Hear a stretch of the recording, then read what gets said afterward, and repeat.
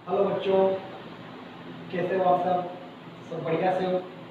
चलिए, तो अब तक के मेरे वीडियोस में हम लोगों ने आवेश के प्रकार, आवेश की विधियाँ, आवेश के गुणधर्म, इन तमाम टॉपिक्स के ऊपर डिस्कशन किया है। और लास्ट टर्म पर, जैसा कि आपको पता है, आपने मेरा लास्ट वीडियो देखा होगा बच्चों, उसमें हमने कूलाम का नियम पढ़ा है। और कूलाम का नियम एक बहुत ही इम्पोर्टेंट टॉपिक है यहाँ पे, जो आपके बोर्ड के पॉइंट ऑफ व्यू से और आपके कंपटीशन लेवल से भी काफ़ी इम्पोर्टेंट है। ठीक है, तो लास्ट टर्म पर हमने समझा था कूलाम के नियम में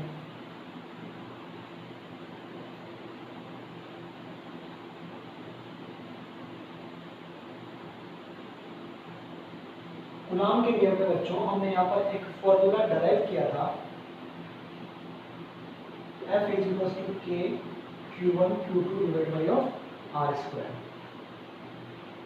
ठीक है, जहाँ F क्या है? दो आवेशों के मध्य लगने वाला आकर्षण या प्रतिकर्षण का बल। Q1 Q2 दोनों मैग्नीट्यूड में आएंगे, आपको यहाँ पर साइन को लेने की कोई जरूरत नहीं है। R जो है वो दोनों आवेशों के बीच की डिस्टेंस है, और K क्या है बच्चों? यहाँ पर एक समानुपाती नियतांक है। ठीक है, जिसका वैल्यू कितना होता है? 9 × 10⁹ न्यूटन मीटर स्क्वायर पर कूलम स्क्वायर। इसके बाद हमने पराविद्युतांक पढ़ा, तो आपने बोला कि माध्यम की विद्युतशीलता और निर्वात की विद्युतशीलता, माध्यम की विद्युतशीलता और निर्वात की विद्युतशीलता के अनुपात को हमने क्या बोला? पराविद्युतांक को। ठीक है, फिर हमने एक फॉर्मूला और पढ़ा,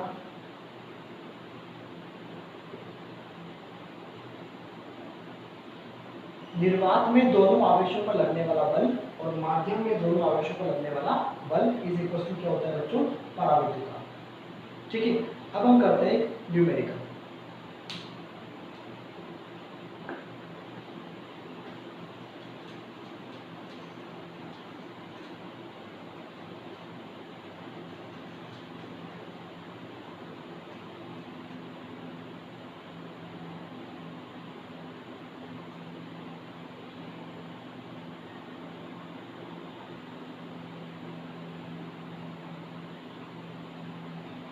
चलिए स्टूडेंट, जैसा कि मैंने आपसे कहा था प्रीवियस लेक्चर में कि जब भी हमारा नेक्स्ट टर्म आएगा हम लोग न्यूमेरिकल करेंगे।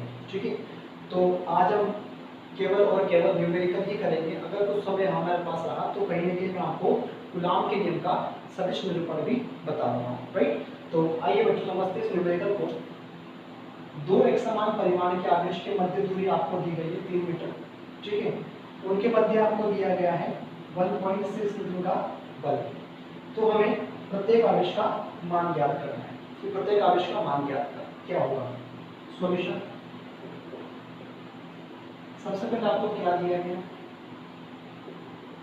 गिवन Q1 बराबर Q2 बराबर ऑफ Q, साथ में F बराबर 1.6 न्यूटन और दूरी बराबर R बराबर 3 मीटर। ठीक, लगाइए फॉर्मूला, क्योंकि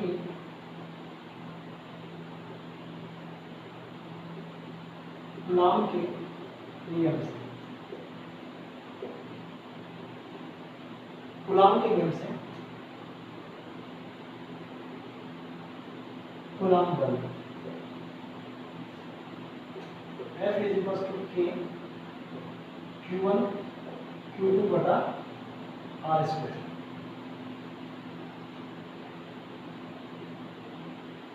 ठीक है, वैल्यू पुट करते हैं।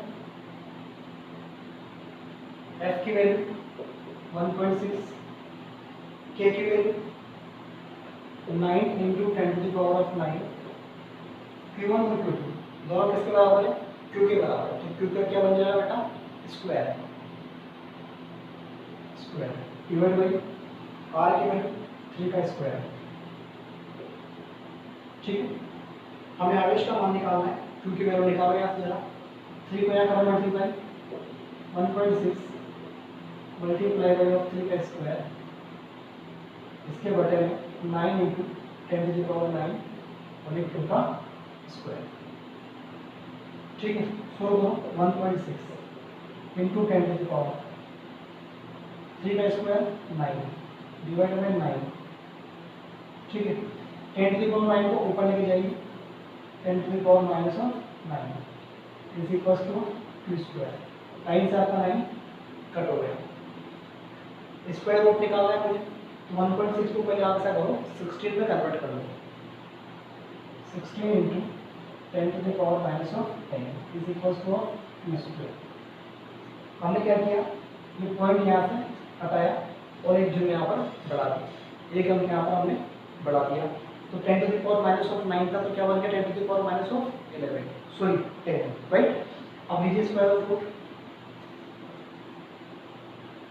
Cube is equal to 16 into 10 to the power minus of 10 2 is equal to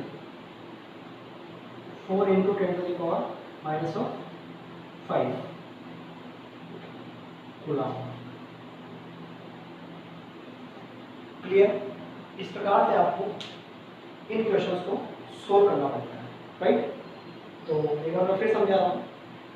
सबसे पहले मुझे दोनों आवेशों की मध्य की दूरी जो 3 मीटर्स थी वो मैंने नोट डाउन कर ली, फॉर्मूला अप्लाई किया और फॉर्मूले में सारी क्वांटिटीज मैंने यहाँ पुट कर दी।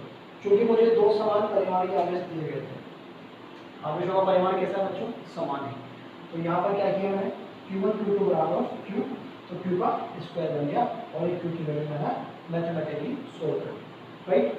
इसको आप नोट करिए, फिर हम करते हैं नेक्स्ट क्वेश्चन।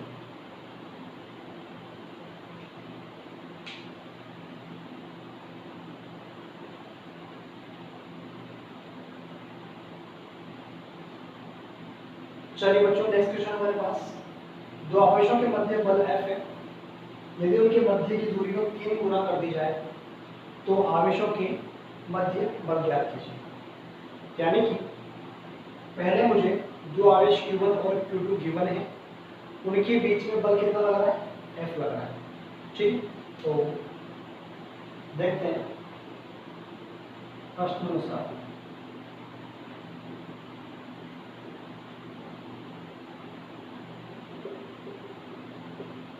कूलम बल F is equal to K Q1 Q2 बटे R square, equation number first. ठीक है, अब यदि उनके मध्य की दूरी को 3 गुना कर दी जाए तो यदि या चूंकि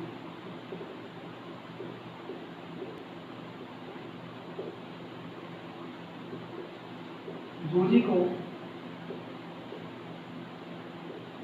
3 गुना करने पर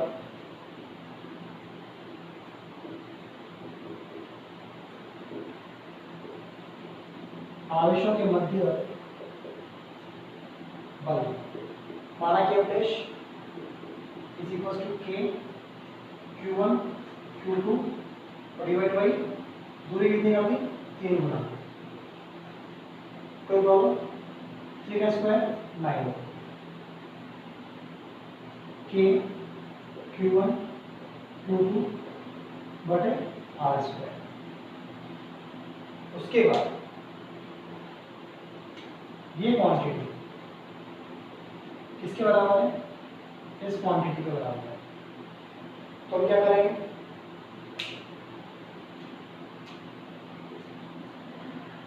इसलिए F dash is equal to,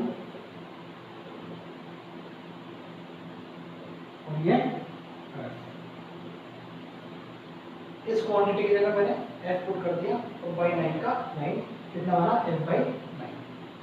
तो आवेशों के मध्य की दूरी अगर आप 3 गुना कर देते हो तो उस केस में आवेशों के मध्य बल कितना लगेगा बच्चों, F बाई 9 के इक्वल लगेगा, राइट।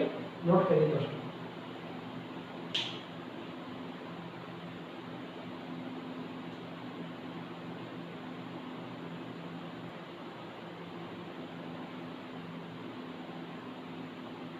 चलिए, दिस इज नेक्स्ट क्वेश्चन। दो परिमाण में समान विजातीय आवेश, विजातीय का मतलब क्या होता है बच्चों, एक प्लस का और एक माइनस का, लेकिन दोनों कैसे परिमाण में समान है। ठीक है, उन्हें क्या किया अपन ने, कुछ दूरी पर रखा, राइट। तो उनके मध्य F न्यूटन का बल लगा। यदि एक आवेश का 75% दूसरे को स्थानांतरित कर दिया जाए, ठीक है, तो अब उनके मध्य बल कितना होगा, 4 ऑप्शन आपको दिए गए हैं। तो 1 बाई 1 हम पहले स्टार्टिंग से वापस पढ़ते हैं। दो समान परिमाण के विजातीय आवेश, एक प्लस क्यू, एक माइनस क्यू, ठीक है, इनके बीच की डिस्टेंस माना कि F, सॉरी R, कुछ नहीं दी गई, आप R ले लीजिए। अब क्या बोल रहे हैं, दोनों के बीच में कितना बना रहा है, F बना। चूंकि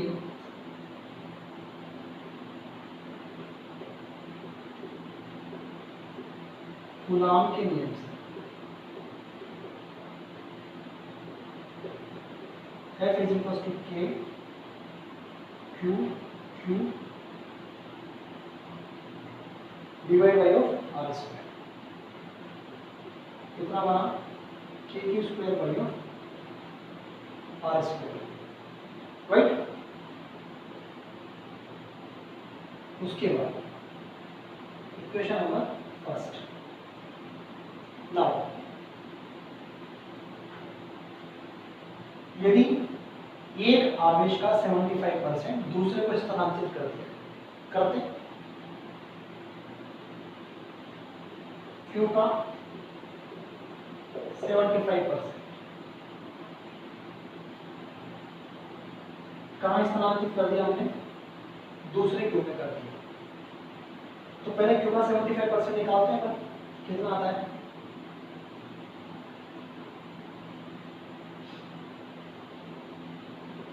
Q इंटू, चलो इसको मैं ये करता हूँ,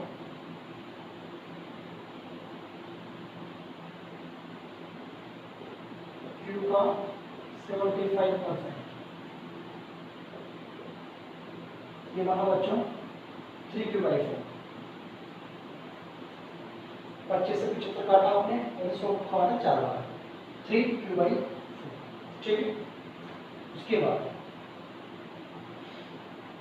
एक आवेश का 75% दूसरे को स्थानांतरित कर दिया जाए, तो पहले क्या करेंगे हम, Q में से 75% निकालेंगे।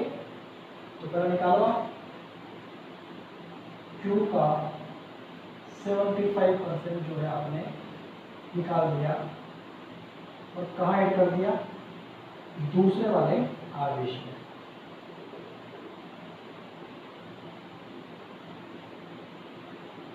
आज मान लो मैं कहूँ कि इस मार्कर में से ढक्कन निकालो, तो ढक्कन कब निकालना तो पड़ेगा, अलग करना पड़ेगा। तो ये कह रहा है कि 75% निकालना पड़ेगा, तो पहले 75% कितना होगा, 3Q/4 होगा। अब Q का 75% इसमें से निकालो और इसमें ऐड कर दो, ठीक। यहाँ कितना बचा बच्चों, ये दूरी R,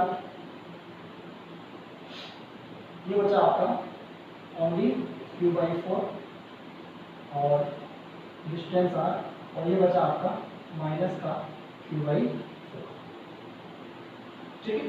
अब इन दो नए आवेशों के मध्य क्या निकालना है आपको, बल निकालना है। देखते हैं, चूंकि कूलॉम के नियम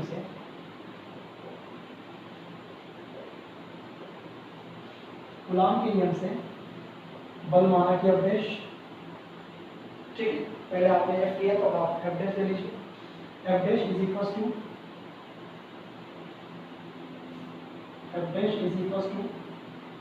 K, Q1 के लिए क्या आएगा बेटा, Q/4, और Q2 के लिए क्या आएगा बच्चों, Q/4, और डिवाइड बाई R स्क्वायर का R square, 4 into 4 1/16, F' is equal to 1/16, ठीक है। K Q divide by R square, K Q divide by R square. उसके बाद F' इज इक्वल टू 1/16, इसको लिखा है KQ square divide by of R square, जरा देखना है ये टर्म से तो आते हैं और इधर आप ये टर्म से के स्क्वायर पे आर स्क्वायर किसके बराबर है? स्मॉल एफ के। तो यहां से क्या बनेगा आपका F dash is equal to 1/16 और इसके जगह पुट कर दूंगा मैं क्या एफ यानी कि तो कौन सा ऑप्शन आएगा बच्चों यहाँ फाइल करना ए ऑप्शन। ठीक है, एक बार फिर समझते हैं। हमने पहले वाले आवेश का 75% निकाला, कितना निकला 3q/4। किसे ट्रांसफर किया? दूसरे वाले चार्ज को। तो पहले में से निकाला यानी माइनस किया, दूसरे में जोड़ा यानी कि प्लस किया। जब आप प्लस माइनस करते हो तो एक बिग साइन आपको काम करना है क्योंकि आपके पास विजातीय आवेश है। ठीक है, प्लस है तो प्लस, माइनस है तो माइनस। उसके बाद आपने q/4 और माइनस का q/4 लिया, लेकिन जो कूलाम का जब अपन फॉर्मूला लगाते हैं कूलाम के नियम के अकॉर्डिंग कूलाम बल का फॉर्मूला लगाते हैं बच्चों अपन, तो वहां पर आवेश किस में आता है? परिमाण में आता है। तो यहाँ पर माइनस प्लस को नहीं देखेंगे। ठीक है, बस आपको यहाँ देखना है इस जगह पे। तो फिर क्या किया मैंने 4 × 4 1/16 1/16 और फिर ये वाली जो वैल्यू थी वो बराबर किसके? f के बराबर है। f डैश बराबर कितना है? 1/16 आ चुका है। ठीक है, तो ये इस टाइप के क्वेश्चन भी कई बार कंपटीशन में भी आए हुए हैं, आपके बोर्ड में भी आते हैं। ठीक, एक बार इसको आप ध्यान से देखिएगा फिर आगे बढ़ते हैं।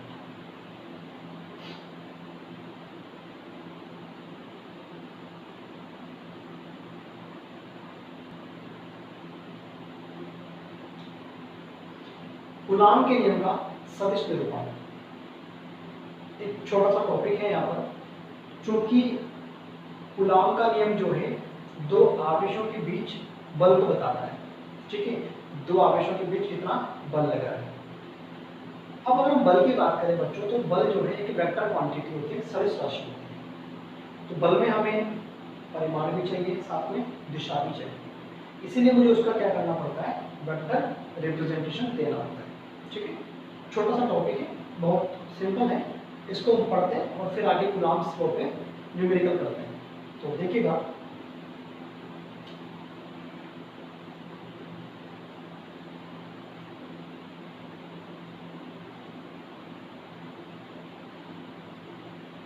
ये है आपका मूल बिंदु, this is X axis, this is Y axis. ठीक है, यहाँ कोई चार्ज है Q1 और यहाँ कोई चार्ज है Q2। दोनों के बीच की distance mod of r, right? Q1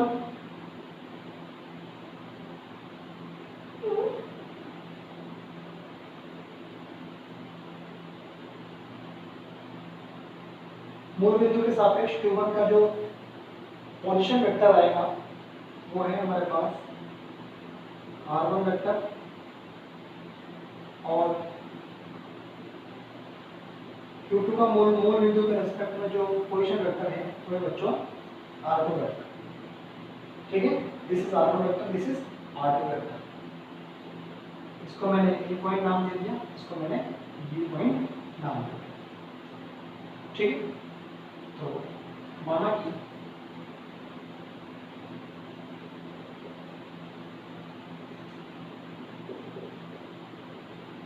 दो आवेश Q1 और Q2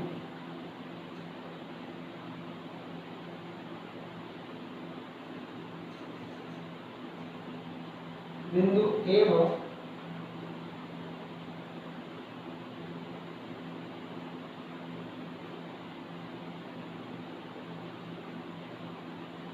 रखे गए हैं।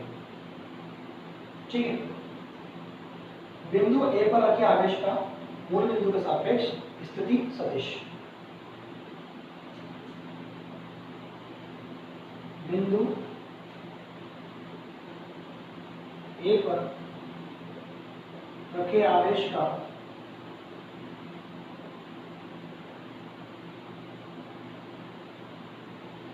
मूल बिंदु के सापेक्ष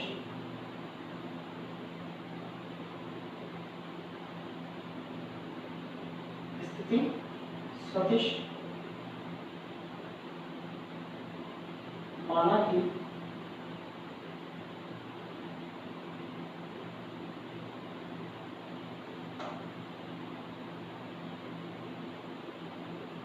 OA vector is equal to R1 vector.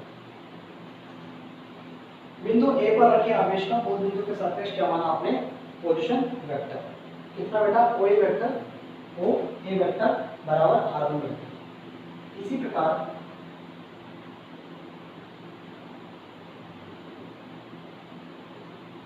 Q2 आवेश का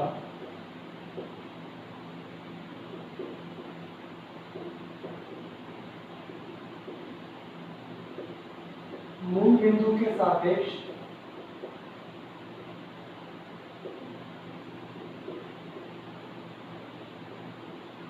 स्थिति सदिश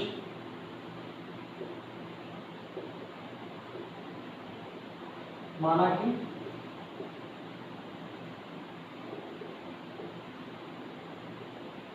R2 वेक्टर। ठीक है, चूंकि Q1 से Q2 की ओर सदिश,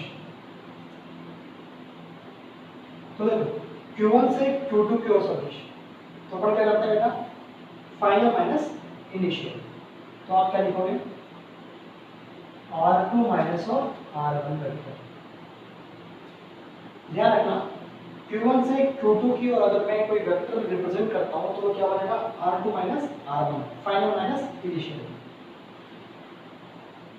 इसी प्रकार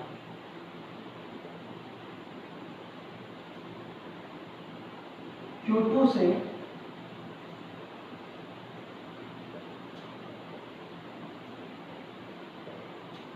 Q1 की ओर सदिश, Q2 से Q1 की ओर सदिश या फिर B से A की ओर सदिश, तो final minus initial R1 minus R2, R1 minus R2। ठीक है, ये रही मेरी कुछ छोटी छोटी बातें। तो स्टार्ट करते हैं अपन। Q1 आवेश जो है Q2 पर बल लगाएगा इस डायरेक्शन में, और Q2 जो है Q1 में बल लगाएगा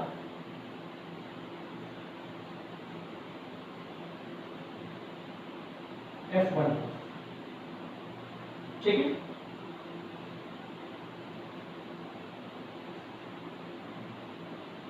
दोनों आवेश जो है एक दूसरे पर बल जो लगाएंगे बेटा, वो दोनों को मिलाने वाले रेखा के अनुदिश कराएंगे। ठीक है, जैसे Q1 और Q2 को मिलाने वाली रेखा ये है, तो देखो आप इन दोनों के अनुदिश ही दोनों बल लगा रहे हैं। ऐसा नहीं कि Q1 Q2 पर इधर बल लगा देगा, कि Q1 Q2 पर नीचे बल लगा देगा, ऐसा नहीं होगा। दोनों को मिलाने वाली रेखा पर ही बल लगाया जाएगा। ठीक है, अब देखो चूंकि Q1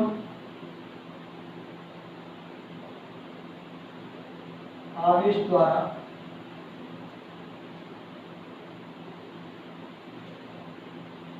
Q2 पर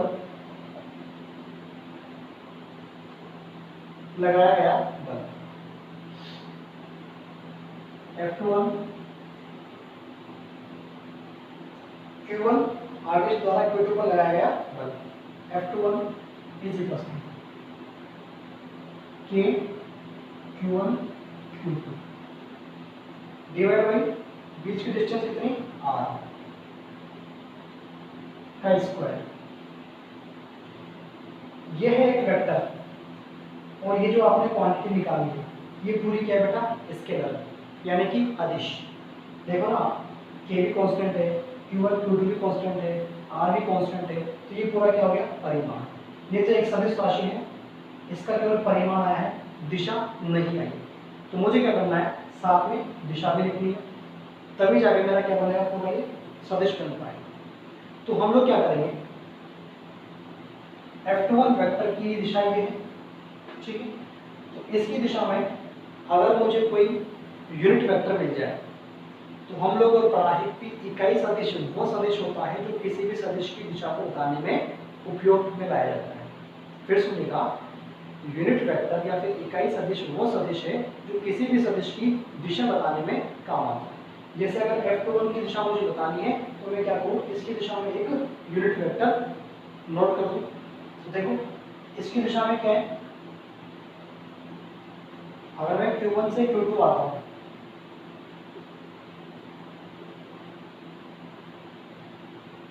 तो जरा देखो R2 vector minus R1 vector इसकी दिशा में आ रहा है कि नहीं आ रहा। अगर मैं Q2 से Q1 जाता हूँ तो final minus initial R1 minus R2,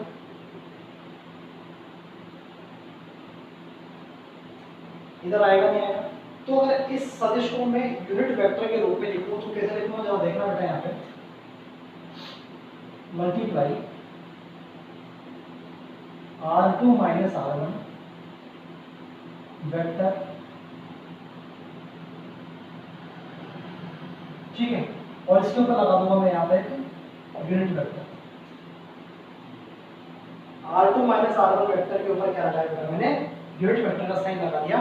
तो अब ये आपका परिमाण और ये आपकी दिशा, ये एक इकाई सदिश है जो इस सदिश की दिशा को बता रहा है। दोनों कहाँ जा रहे हैं, सेम डायरेक्शन में। R2 माइनस R1 भी A से B जा रहा है और F21 भी A से B लग रहा है, ठीक।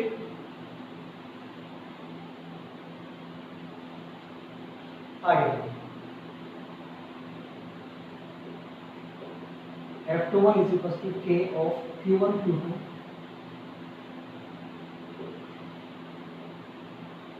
किसी भी इकाई सदिश को लिखने का तरीका क्या होता है, सदिश डिवाइड बाय उसका मैग्नीट्यूड, यानी कि ऊपर लिखो आप सदिश और नीचे लिखो आप परिमाण। फॉर एग्जांपल A एक इकाई सदिश है तो A सदिश और डिवाइड बाय उसका परिमाण। क्योंकि मुझे पता है कि आप लोगों को 11th को पढ़े हुए कई सारे युगो बीत चुके हैं, ठीक है, तो आप लोग सब भूल चुके हो कि हमने क्या पढ़ा था, इसीलिए मैंने आपको बता दिया कि यूनिट वेक्टर क्या होता है, A is equal to A vector divide by का परिमाण। बिल्कुल एज इट इज फॉर्मूला में यहाँ लगाना है, देखते हैं कैसे। R2 minus R1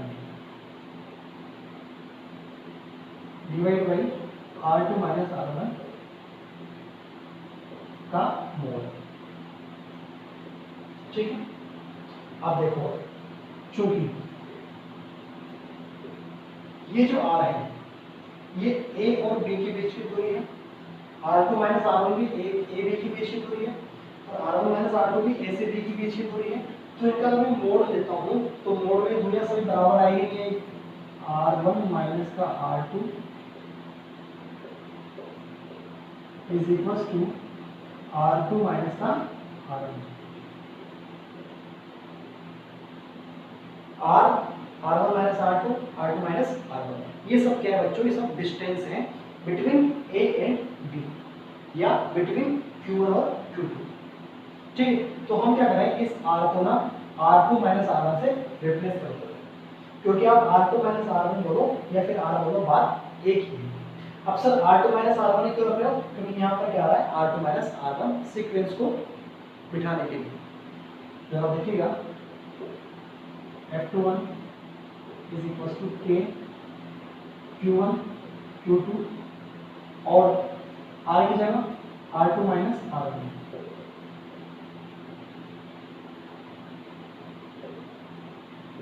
square multiply R2 minus R1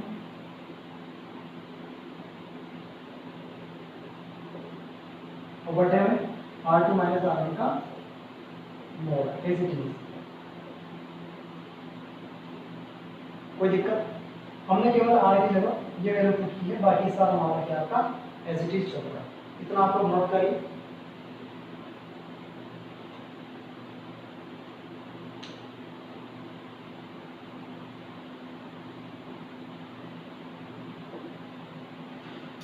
paragraph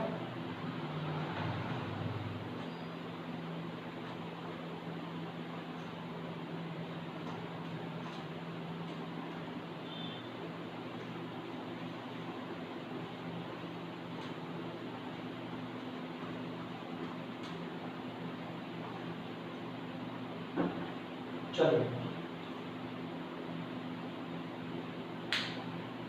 थोड़ा सा मैं इसको वापस से लिख रहा हूँ। अब देखो पावर 2 और पावर 1 कितने बनेगा बेटा? Power 3। F1 is equals to K of Q1 Q2 divided by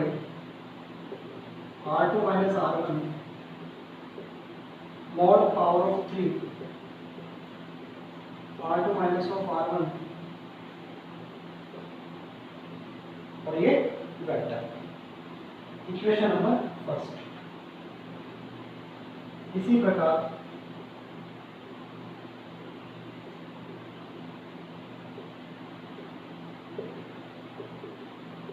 Q2 आवेश द्वारा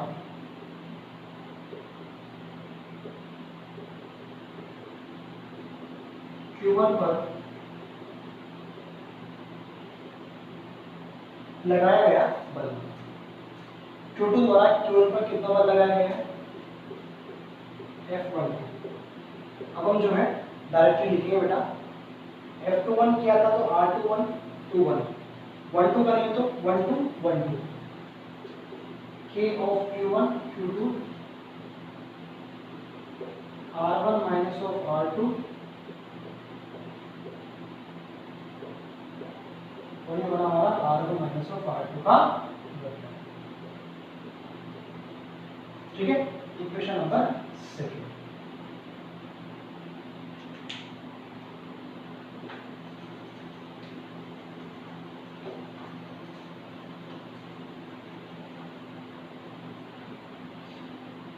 आप लोग एक काम और कीजिए, इसे अभी सेकंड मत दीजिए, यहां से माइनस पहले बाहर निकाल दिया तो देखिएगा F12 K Q1 Q2 यहां से माइनस से बाहर निकालोगे तो ये माइनस आ गया और क्या बचेगा R2 minus R1 R2 minus R1। ठीक है, divide by R1 minus R2 को मैं R2 माइनस R1 लिखूं या फिर R1 माइनस R2 लिखूं, बात एक ही है, या फिर मैं R लिखूं, बात एक ही है। अभी देखा अपन ने वहां पे, तो इसको मैं क्या करूं बेटा, R2 माइनस के R1 का मोड में और ये पावर ऑफ। अब आप लोग देखिएगा ये टर्म्स, ये किसके बराबर है? इक्वेशन नंबर फर्स्ट है। तो जब देखिएगा यहां से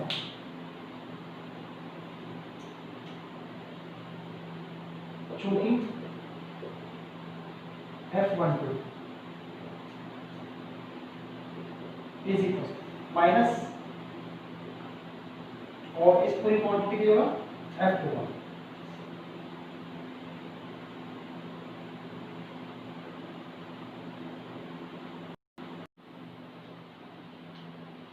या अगर मैं इनको मोड में लिखूं तो क्या होगा बच्चों? F12 mod is equal to F21 mod. ठीक है,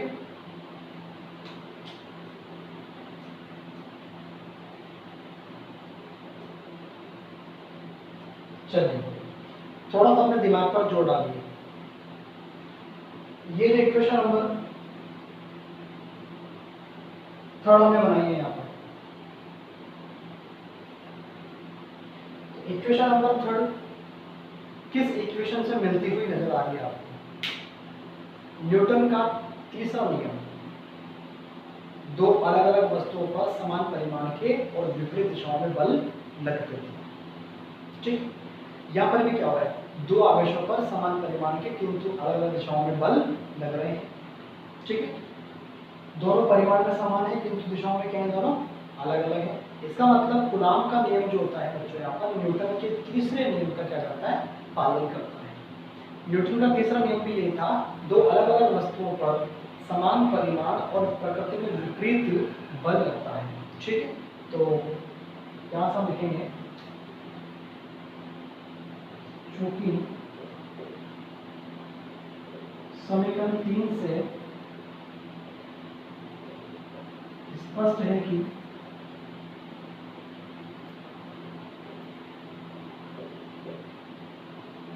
कूलाम का नियम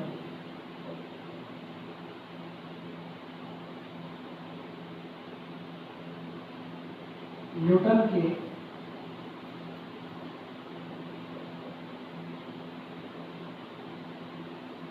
तीसरे नियम की पालना करता है। ठीक है बच्चों, तो ये था आपका vector representation of Coulomb's law. Note करें।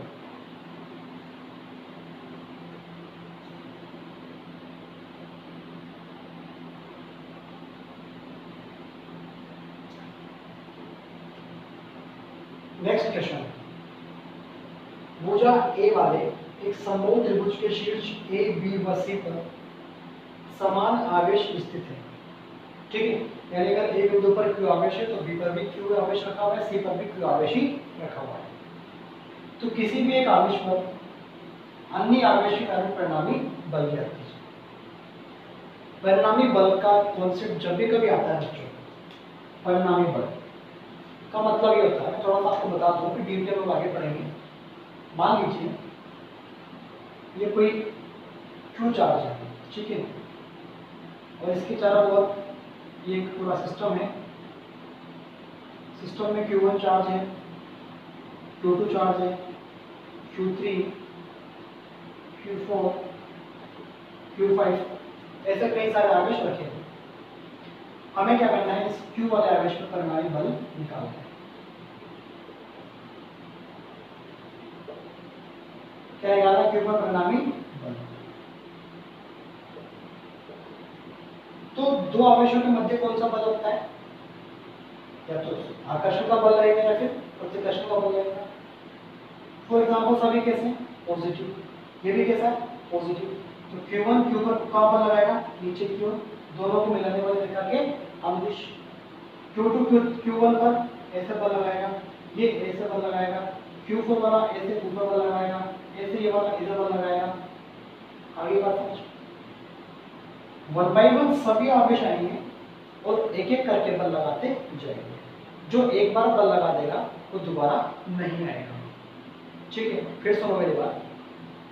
सिस्टम में जितने भी आवेश होते हैं 1/1 आते हैं और आवेश पर बल लगाते हैं। एक बार जिस आवेश ने बल लगा दिया है वो दोबारा बल लगाने नहीं आता। फॉर एग्जाम्पल आप समझते हो इसी क्वेश्चन को।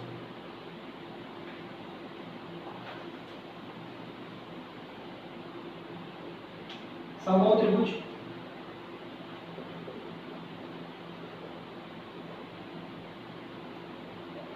ठीक है, ए पॉइंट, बी पॉइंट और ये सी पॉइंट। यहाँ आपका क्यू आवेश, यहाँ क्यू आवेश और ये आपका क्यू आवेश, राइट। अब शीर्ष ए बी सी पर समान आवेश स्थित है, तो किसी भी एक आवेश पर, किसी भी एक आवेश पर अन्य आवेश के कारण क्या निकालना है? परिणामी बल निकालना। ये पूरा सिस्टम है मेरे पास। क्या बच्चों ने पूरा निकाय, निकाय में कितने आवेश हैं? 1 2 3। किसी भी एक आवेश पर क्या निकालना है आपको? परिणामी बल निकालना है। मान लीजिए मुझे यहाँ निकालना, किसी को मान लो यहाँ निकालना होगा, किसी को यहाँ निकालना, फिर कहाँ नहीं गया मुझे, किस बिंदु पर निकालना है, बस किसी भी एक आवेश पर क्या निकालना है मुझे? परिणामी बल निकालना है। तो मान लीजिए मैं सी बिंदु पर आवेश रखा हुआ है, इसको मैं परिणामी बल निकालना चाहता हूँ। तो बाकी के जो आवेश बचेंगे वो क्या करेंगे? 1/1 आएंगे और इस पर बल लगाएंगे। ठीक है, तो देखते हैं 1/1। पहले ए वाला आवेश आएगा, ए बिंदु पर रखा आवेश आया और दोनों को मिलाने वाले रेखा के अनुदिश बल लगा दिया, यानी सी पर ए की वजह से नीचे की ओर। ठीक, क्यू पर रखा, तो सॉरी बी पर रखा आवेश क्यू भी, इधर बल लगाएगा, F of C B vector. ये है बेटा आपका वेक्टर रिप्रेजेंटेशन। फिर सुनिए मेरी बात, जिस बिंदु पर आपको आवेश निकालना होता है, सॉरी परिणामी बल निकालना होता है, उस आवेश पर अपना हाथ रख लीजिए और फिर निकाय में बचे हुए जितने भी आवेश हैं वो 1 बाय 1 आते हैं और इस आवेश पर बल लगाते हैं। तो पहले ए पर रखा आवेश आया Q, उसने बल लगाया, नीचे गया, प्लस प्लस के मध्य रिपल्शन। फिर बी पर रखा आवेश आया Q, फिर उसने बल लगाया, प्लस प्लस के मध्य फिर रिपल्शन। अब मुझे क्या करना है, इन दोनों का रिजल्टेंट निकालना है। क्या निकालना है बच्चों, मुझे इन दोनों का रिजल्टेंट कहीं ना कहीं बीच में आएगा एफ ऑफ आर। क्लियर बात सब लोग? अब याद करो आप क्लास 11 का समांतर चतुर्भुज का नियम, और समांतर चतुर्भुज के नियम में आपने ऐसे सपोज अगर ये F1 बल है और अगर ये F2 बल लग रहा है किसी वस्तु पर मान लीजिए, तो इनका रिजल्टेंट क्या आता है बच्चों, कहीं के बीच में आता है। और रिजल्टेंट का फॉर्मूला क्या आता है, F of R is equal to under root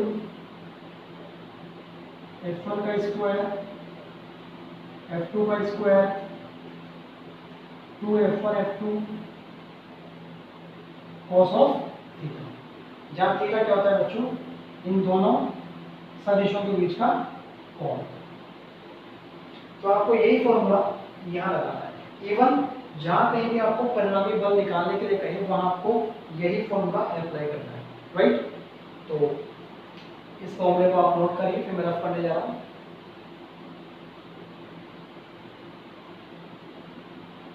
ठीक है,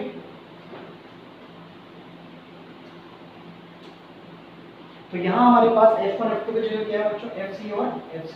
सबसे पहले याद करते हैं, चूंकि C पर रखें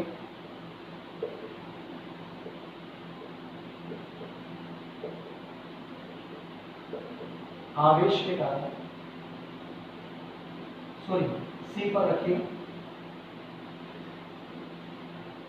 आवेश पर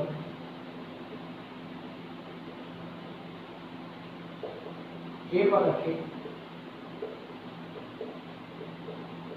आवेश द्वारा बल लगाया गया बल, लगाया गया बल।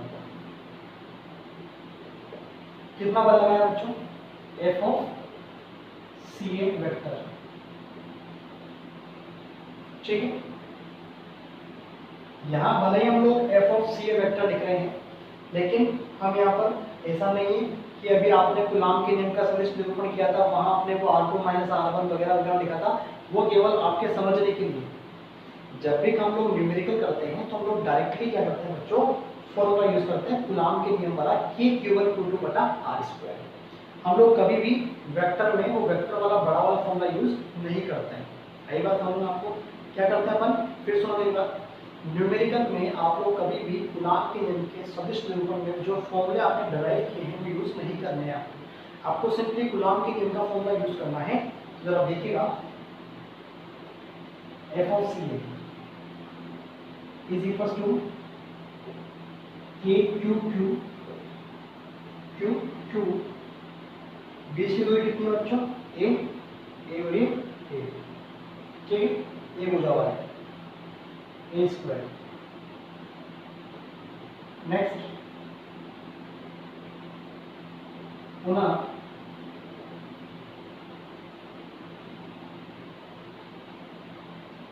सी पर रखें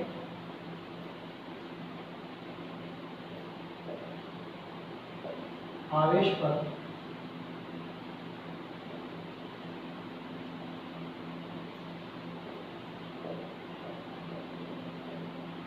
बी पर रखे आवेश द्वारा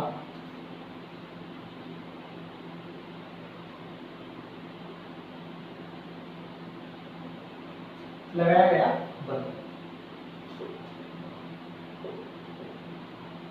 एफ ऑफ सी डी के क्यू क्यू, बीच की दूरी ए स्क्वायर।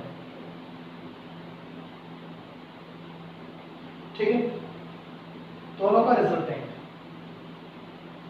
यहाँ वेक्टर लगाओ चलो, राइट।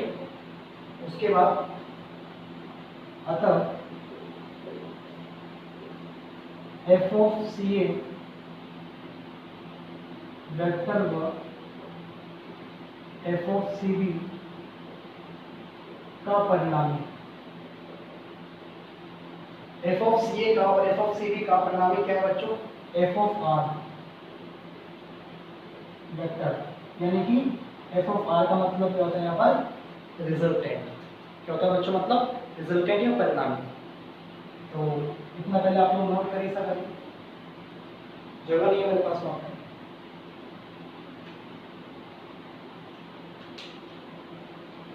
ठीक, तो एक बार फिर समझ लें क्योंकि इसको मैं रफ करने जा रहा हूँ।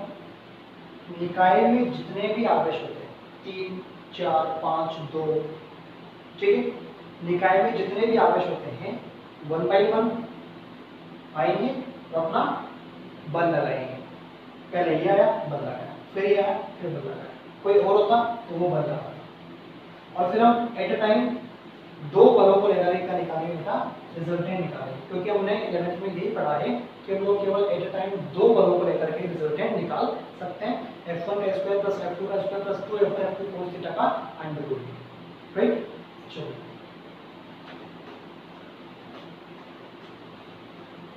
अलग मैं इसको रफ नहीं कर रहा हूँ, वैसे जहाँ तक क्वेश्चन हम लोग इसी में ही कंप्लीट करेंगे इसे। परिणामी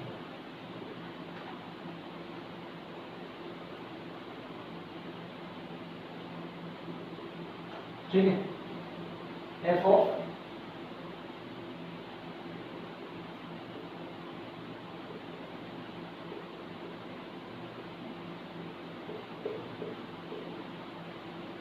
to times of F of C A F of C B cos of theta, चूंकि थीटा बराबर आपके डायग्राम में क्या था? देखो ये कितना एंगल है? 60 डिग्री, ये कितना हो जाएगा? 60 डिग्री। सॉल्व है, सिंपल सा लॉजिक है। समकोण त्रिभुज का प्रत्येक कोण कितना होता है? 60। ये 60 है तो फिर समकोण कितना हो जाएगा? 60। चूंकि theta is equal to 60 degree, इसलिए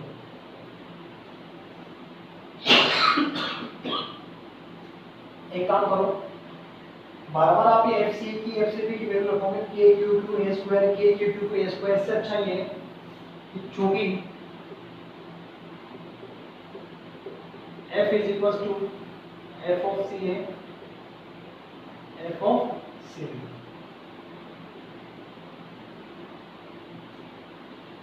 एफ सी ए की जो क्वांटिटी वही एफ ऑफ सी बी की क्वांटिटी है। बार बार आपको के क्यू टू बटा स्क्वायर के क्यू टू बटा स्क्वायर या कोई भी स्क्वायर करोगे काफी कॉम्प्लिकेशन आ जाएगी आप, राइट। तो रखिए जरा,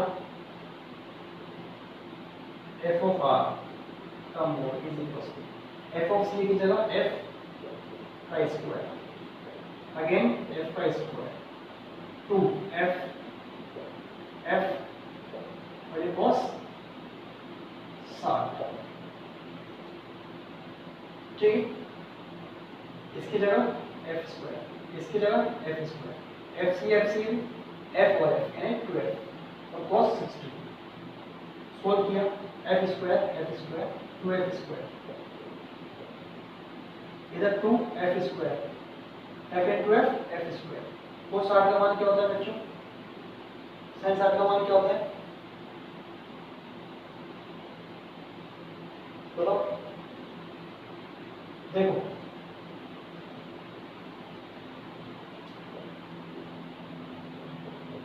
याद रखा करो, sin 30 का मान √3/2, sin 60 का मान क्या? √3/2। तो फिर cos 60 का मान क्या? 1/2, जस्ट अपोजिट, ठीक है।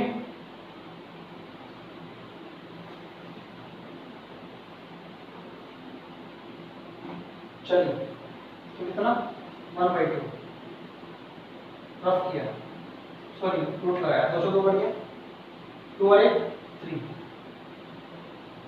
यानी कि 3f स्क्वायर का अंडर रूट। तो क्या बनेगा ये?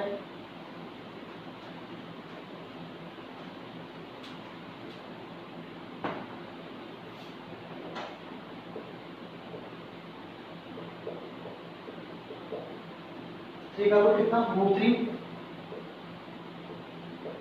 एफ स्क्वायर बार एफ आ जाएगा। अब एफ किसके बराबर है?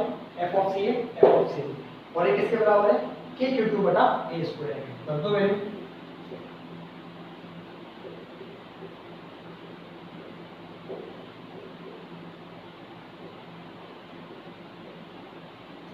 ये है आपका फाइनल आंसर।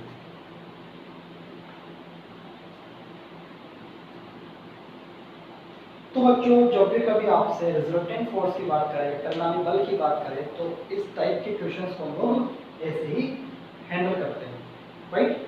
सबसे पहले आपको किसी भी एक पॉइंट पर कई सारे फोर्सेस को अप्लाई करना होता है, फिर एटलीस्ट आपको दो फोर्सेस को लेकर के उनका रिजल्टेंट निकालना होता है, ठीक है। क्योंकि यहाँ तुम्हारे पास दो ही फोर्सेस थे, इसलिए इजीली रिजल्टेंट आ गया है। कई जगहों पर आपको चार फोर्स मिलेंगे, तो आपको एटलीस्ट दो फोर्स लेकर रिजल्टेंट निकालना पड़ेगा, फिर उसका किसी और फोर्स के साथ लेकर के रिजल्टेंट निकालना पड़ेगा, ठीक है। अभी वो भी देखेंगे, तो फिलहाल आप इसको नोट करें अच्छे से।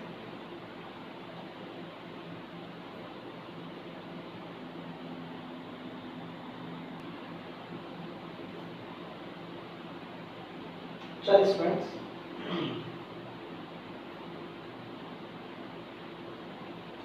आज का क्वेश्चन आपके लिए घर का होमवर्क, क्या ट्रायंगल है, ठीक है। ए पॉइंट, बी पॉइंट और ये सी पॉइंट। यहाँ है क्यू चार्ज, यहाँ पे क्यू चार्ज प्लस का, और यहाँ है आपका माइनस का क्यू चार्ज, ठीक है। क्वेश्चन है आपका, सी पर रखें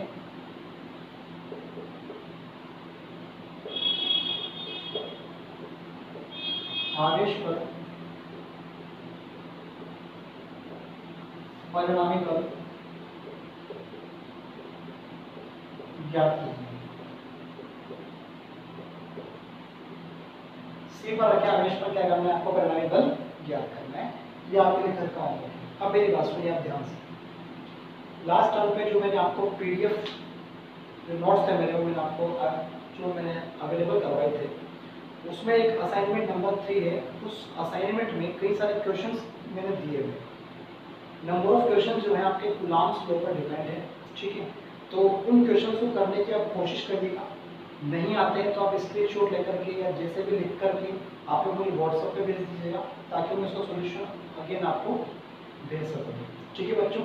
तो ये थी हमारी आज की लास्ट क्लास।